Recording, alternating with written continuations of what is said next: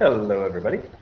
All right, so you guys probably don't know this because you didn't watch the other video, but I'm actually re-recording this because the last time I recorded it was a little too long, so I'm trying to cut it down a little bit. You're welcome. So, special right triangles. We're going to take a look at a couple of special cases of right triangles. We looked at all right triangles in general, and the idea that the Pythagorean theorem, a squared plus b squared equals c squared, will always allow you to find a missing side of a figure in any right triangle. But there's a few special cases of right triangles that we're going to take a look at that don't actually even require a Pythagorean theorem, which saves us a little bit of time, saves us a little bit of hassle. So, we'll take a look at one of them. One of them is if we take a square, and we draw a diagonal, which we've got right here, a diagonal that's right through here. And I kind of cut right along it. Ready?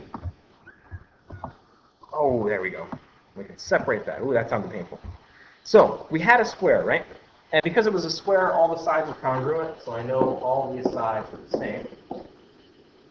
And what I have now is I have two right triangles, and we'll focus on this right triangle right here.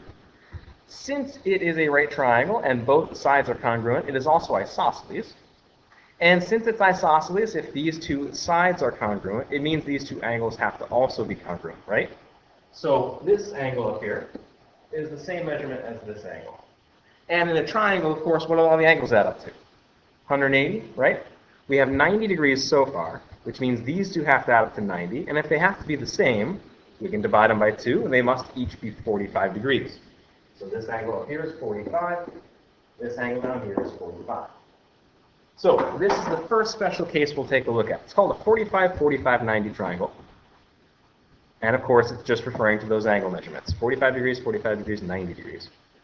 If I have a 45-45-90 triangle, it means it's isosceles. It means these two sides are congruent.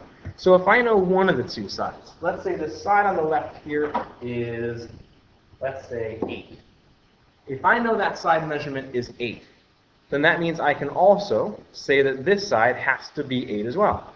Because, well, it was a square. All the sides are congruent to each other, right?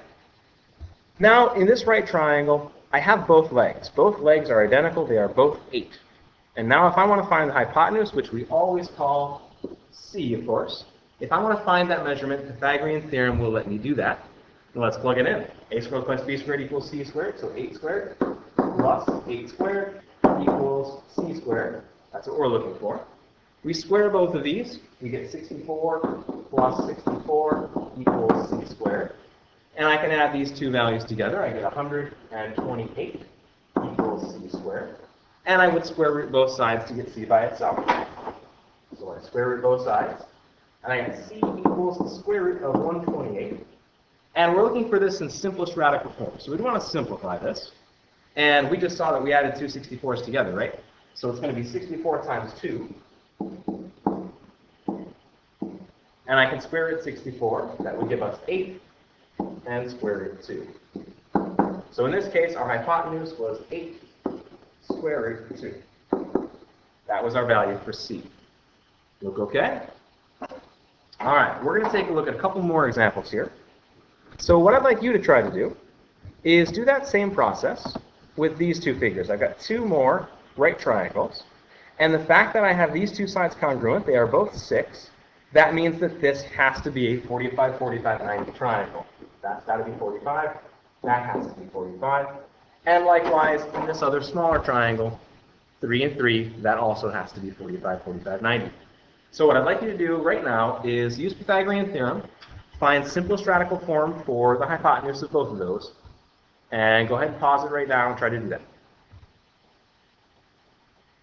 All right, I'm going to trust you this time, and I'm going to assume that you paused it and you did both problems.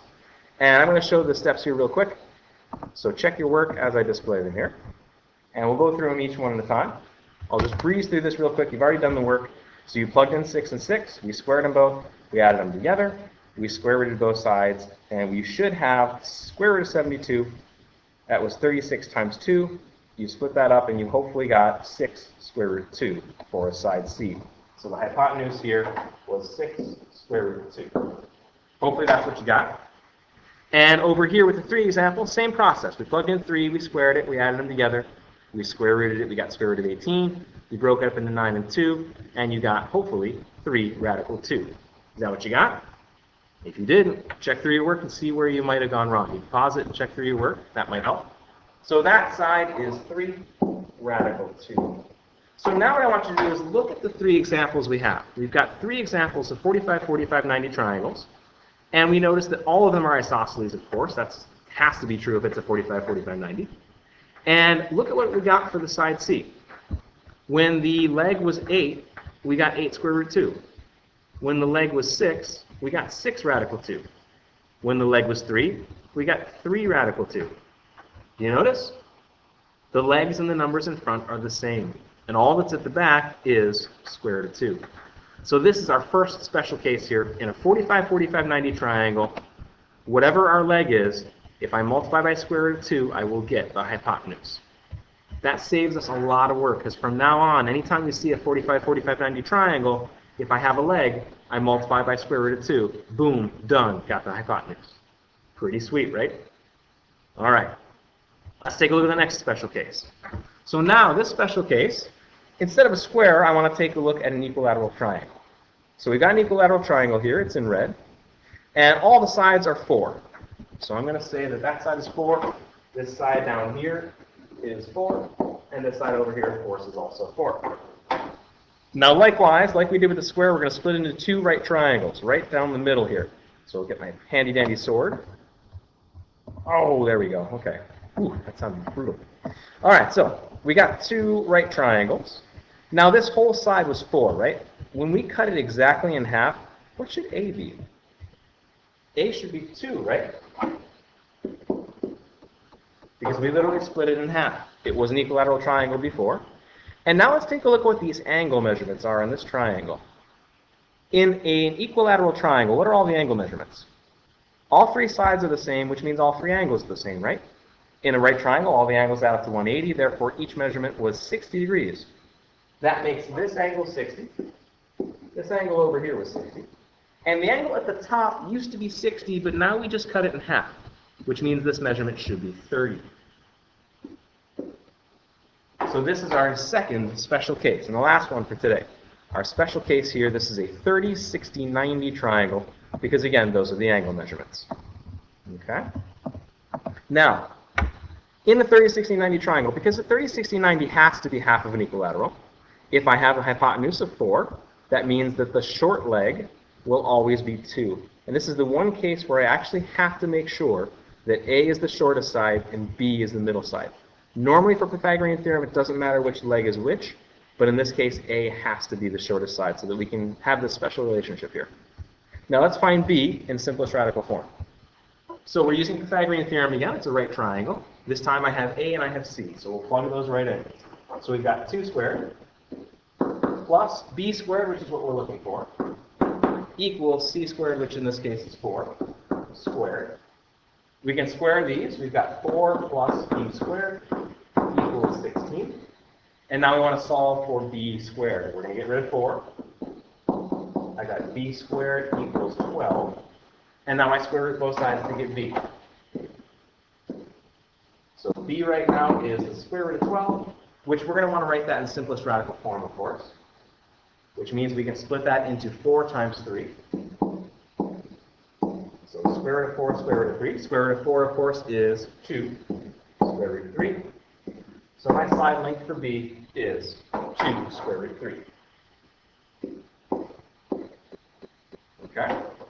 Now, again, we're going to do the same thing with 2 more examples. And again, I'd like you to pause it. And I'd like you to find the length of the shortest side and the length of B. Remember, the shortest side is half of the hypotenuse. This is a 30, 60, 90. It's half of an equilateral. So this is 30. This is 60. And use that same relationship. And then use Pythagorean theorem to find B. Okay? Go ahead and pause it now. Have you worked through them? If you haven't, pause it. If you have, let's take a look. So the fact that my hypotenuse is 8, and this was an equilateral triangle, means this whole bottom would be 8, which means this side here, our A, in this case, is 4. And we're plugging into Pythagorean theorem. Hopefully you've already plugged it in. We'll take a look at what that'll look like here. And if we look real quick through this process, we plugged in 4 for A, plugged in 8 for C. We squared both of these. Subtract 16 from both sides to get B squared equals 48. We square root both sides. I can split 48 into 16 times 3. Square root of 16 is 4, square root 3, which means b over here is 4 times square root 3. And if we did the same thing over here with the purple, since the hypotenuse is 2, what does that make our base? This base side down here, our side A should be 1. And then our value for B right here, we're going to use Pythagorean theorem. I'm plugging 1 in for A, 2 in for C. We square both of these, we subtract 1 from both sides, I get B squared equals 3. Square root both sides, I get radical 3. I'm just going to put a 1 in front of there. 1 radical 3 and radical 3 are the same. And I just want to illustrate the point here. So this is 1 radical 3. And hopefully we notice the relationship here. In a 30, 60, 90 triangle, our hypotenuse and shortest side, the shortest side is always half of the hypotenuse. And then B, well, if A was 2, B ended up being 2 square root 3. When A was 4, B was 4 square root 3. When A was 1, B was 1 square root 3. So hopefully we notice that A is the number in front, and square root of 3 is the number that comes right after it. A is the number in front, square root of 3 comes right after it. That's our relationship in a 30, 60, 90. So in a 30, 60, 90 triangle, the shortest side A is always the hypotenuse divided by 2, and B is always the shortest side times square root of 3. Again, that means that anytime I have a 30, 60, 90 triangle, I don't have to do Pythagorean theorem anymore.